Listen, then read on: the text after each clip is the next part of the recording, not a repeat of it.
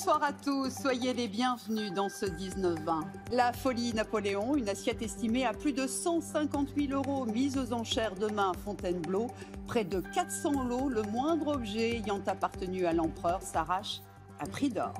À la veille des commémorations pour le bicentenaire de la mort de Napoléon, on s'intéresse ce soir au marché des collectionneurs, des passionnés prêts à casser leur tirelire pour s'offrir un souvenir ou quelques objets personnels de l'empereur. Les prix pourraient bien s'envoler demain lors d'une vente aux enchères de 365 lots. C'est à Fontainebleau. Raphaël Asensio, Mathieu Benito.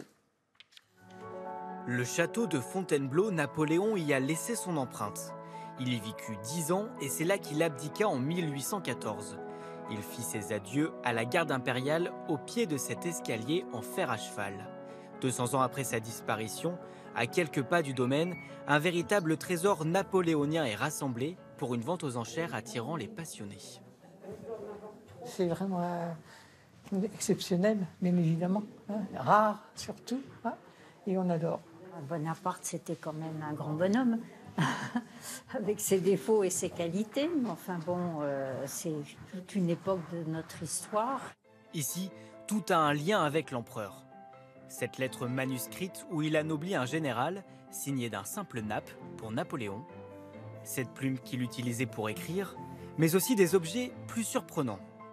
Un gratte-langue, des bas, une bande tachée du sang de Napoléon utilisée lors de son autopsie, et ce collier à l'apparence banale, estimé à plus de 8 000 €.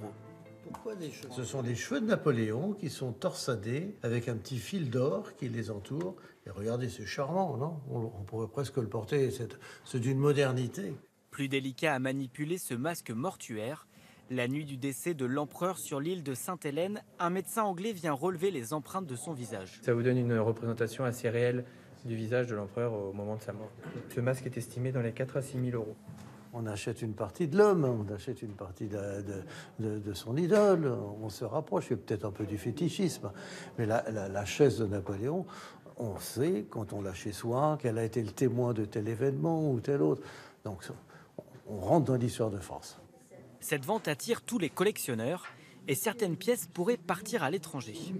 Il fascine dans le monde entier. Il n'y a pas que des collectionneurs français, il n'y a pas que des passionnés français. Vous avez beaucoup de passionnés américains, beaucoup de passionnés chinois, beaucoup de passionnés australiens. Le clou de la vente sera cette assiette de porcelaine de Sèvres du service particulier de l'empereur, estimée entre 150 et 200 000 €. Les ventes aux enchères autour de Napoléon sont toujours un succès. En 2014, ce bicorne a été vendu pour plus d'1 800 000 €. Voilà, c'est la fin de ce 19-20. Merci à vous de l'avoir suivi.